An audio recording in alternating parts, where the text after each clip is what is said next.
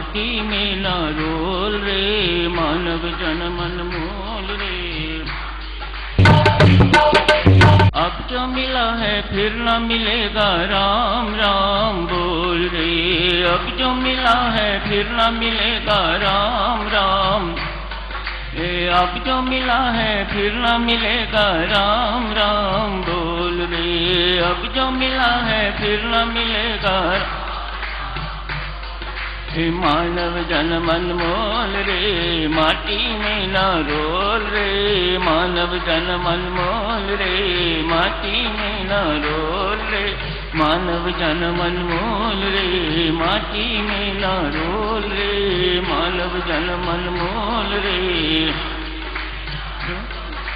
अब जो मिला है फिर न मिलेगा, राम राम बोल रे।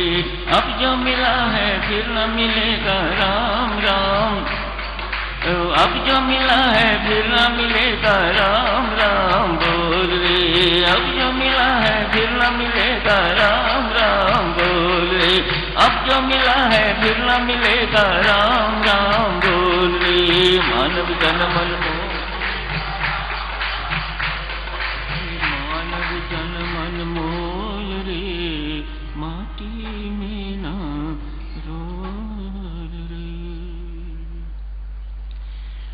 पूज्यपाद स्वामी जी महाराज ने एक और दो मानव जन्म की महत्ता के दो दृष्टांत लिए हैं। दूसरी ओर स्वामी जी महाराज ने ईर्ष्या एवं विषमता का प्रसंग लिया है।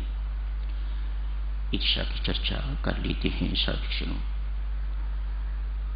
ईर्ष्या एक अद्भुत सी जलन है।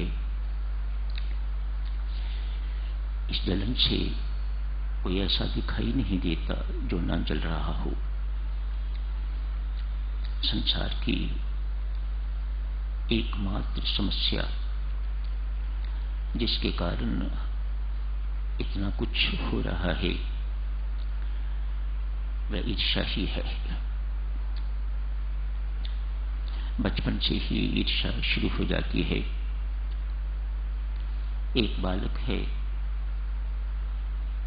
दूसरा आते ही उसकी ईर्ष्या प्रकट होने लग जाती है। दूसरा भी पुत्र ही है या पुत्री, इससे उसे कोई फर्क नहीं पड़ता। जहां उसे लगे कि मेरी पूछताछ कम हो गई है, वही ईर्ष्या प्रकट हो जाती है। वह बहुत कुछ करता है, माता पिता को तंग करने लग जाता है। ऐसा बहुत कुछ करता है जिन कारणों से उसके अंदर उसके प्रति माता पिता का आकर्षण बढ़े। सब ईर्ष्या के ही चिन्ह है। दांतों को पीसेगा, जिद करेगा, मारपीट करेगा, स्कूल में भी कुछ इस प्रकार की चीजें करेगा। ये सब ईर्ष्या के ही चिन्ह है। तो ईर्ष्या शायद शुरू बचपन से ही शुरू हो जाती है। घरों में बहन बहन की ईर्ष्या, ननद भाभी की ईर्ष्या, देवरानी जेठानी की ईर्ष्या इत्यादि इत्यादि आप सब परिचित हैं। इससे जलन है, मत्सर भी इसे कहते हैं। एक सोसाइटी है जिसमें एक ही तरह के फ्लैट्स बने हुए हैं। 120 फ्लैट, 200-400 फ्लैट्स, बड़ी सोसाइटीज हैं तो और बड़े बड़े फ्लैट्स। एक ही तरह के फ्लैट्स हैं, तो उनमें से किसी को एक दूसरे के साथ ईर्ष्या नहीं होती। 2-3 साल के बाद जैसे ही कोई व्यक्ति एक फ्लैट को छोड़ के तो बड़ी कोठी ले लेता है, तो ईर्ष्या शुरू हो जाती है। एक तरह के फ्लैट्स हैं, मानो एक तरह के व्यक्ति हैं तो उनमें ईर्ष्या बहुत कम। जैसे ही व्यक्ति किसी दूसरे को आगे बढ़ता देखता है, ऊपर चढ़ता देखता है, तो उसके प्रति ईर्ष्या शुरू हो जाती है। स्पष्ट है देवियों सज्जनों, जिसके प्रति आपकी ईर्ष्या है, आप मानो ना मानो, आप मान रहे हो कि वह आपसे आगे है, तभी उसके प्रति आपकी ईर्ष्या है। देखो, इस दुर्गुण से कोई ऐसा नहीं है जो परिचित ना हो, जेलिसी, जलन, लेकिन हर कोई सफर करता है इससे। रामायण जी में ईर्ष्या की तुलना सिंह का राक्षसी से की गई है, और इसी राक्षसी का पुत्र है राहु। इसका सिर अलग है, धड़ अलग है। चाहे कोई ज्ञान मार्गी है, चाहे कोई भक्ति मार्गी है, दोनों में मुख्य बाधा ईर्ष्या। हनुमान जी महाराज बाल्यावस्था में सूर्य को पकड़ने के लिए, निगलने के लिए गए हैं। सूर्य अर्थात प्रकाश, और जहां प्रकाश होगा वहां अंधकार दूर होता है। स्पष्ट है, ज्ञान के लिए हनुमान जी महाराज गए। प्रकाश को निगलना अर्थात ज्ञान को धारण करना, उसको स्वालो करना, वहां राहु मिलता है। ज्ञान के मार्ग में भी बाधा ईर्ष्या। हनुमान जी माता सीता की खोज, भक्ति की खोज के लिए श्रीलंका जाते हैं। सागर पार करना है तो वहां रास्ते में राक्षसी मिलती है सिंह का, जिसका पुत्र वैरा। संत महात्मा इसकी तुलना भी ईर्ष्या से ही करते हैं। क्या करती है ये? जितने जलचर हैं उनको कुछ नहीं कहती है, ये राक्षसी सागर में रहती है। नवचर में जितने, आकाश में जितने उड़ने वाले पंछी हैं, बड़े छोटे इत्यादि, जो भी कोई उड़ता है,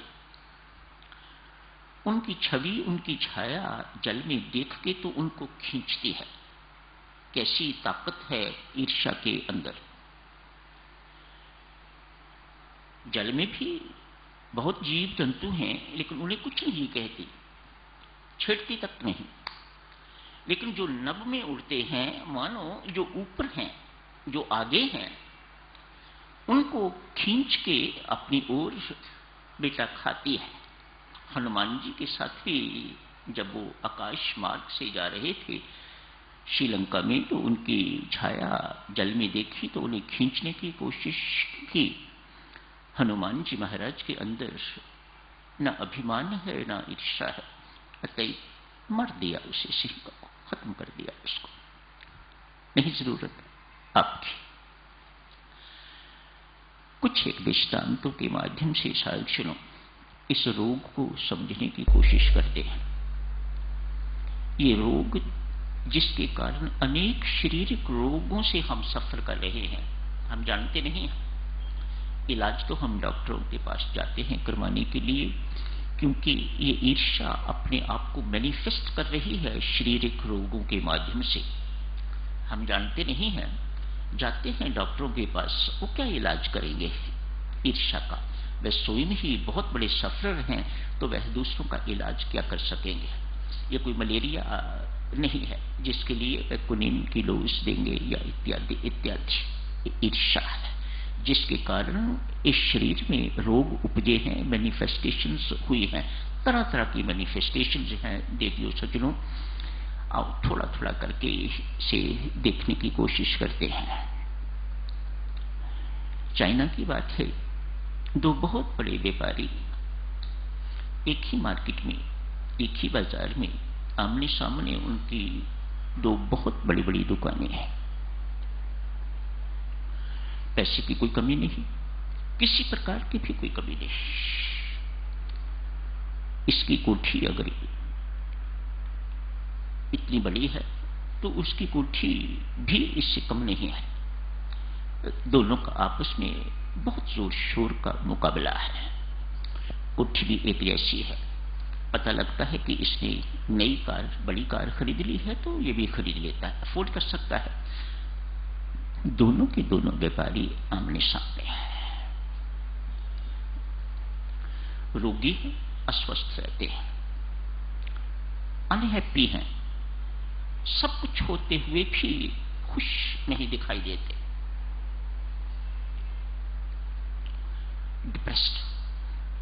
डिप्रेशन। डॉक्टरों के पास जाते हैं, वैसे तो कोई रोग दिखाई नहीं देता, लेकिन फिर भी डॉक्टरों के पास जो गया है वैद्य कुछ ना कुछ तो देते ही हैं। इलाज करा करा के थक गए हैं, रोग दोनों में से किसी का टस से मस नहीं हो रहा। बहुत वर्ष बीत गए, अनेक वर्ष बीत गए दुखी रहते हुए, अनेक वर्ष बीत गए रोगी रहते हुए। किसी ने सजेस्ट किया, अमुक स्थान पर संत कन्फ्यूशियस रहते हैं, चाइनीज संत हैं, बहुत मशहूर संत, उनके पास जाओ, उनके आशीर्वाद से आपको लाभ होगा। दोनों ही गए, जहां एक जाता है दूसरा पीछे पीछे जाता है। ये क्यों जा रहा है वहां पर? ऐसी प्रतिस्पर्धा है उन दोनों में, ऐसा कंपटीशन है दोनों में, फिर ऐसी जलन भी है भीतर भरपूर, खूब जल रहा है एक दूसरे का भीतर। संत महात्मा ने दोनों को पास बिठाया है, पास बिठा के तो समस्याएं सुनी, बोलते जाओ। एक बोलता है तो दूसरा शुरू हो जाता है, वह अपनी बोलता है, ये अपनी बोलता है। संत सुन के तो बहुत सुंदर सुझाव देते हैं, बात सुन ली, समझ गए कि ये क्या कारण है, इनके रोग का, इनके दुखी होने का क्या कारण है। इतना ही कहा, मित्रों एक काम करो, दुकानें तो आपकी वहीं रहेंगी, बहुत बड़ी दुकानें हैं, स्टोर है, इत्यादि इत्यादि, खूब आगे पीछे खूब फैला हुआ है।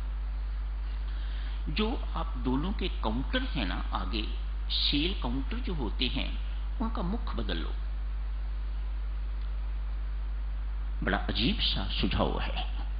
होता यूं था साधुजनों, वह अपने काउंटर की तरफ कम देखते थे, दूसरे के काउंटर की तरफ, सेल काउंटर की तरफ अधिक देखते थे, और वहां ग्राहक यदि ज्यादा होते थे, अपने से कम भी होते हो, लेकिन दूसरे की चीज, दूसरे की थाली में लड्डू मोटा दिखाई देता है, ज्यादा दिखाई देता है। जलन का कर। जैसे ही उन्होंने ये उपचार किया,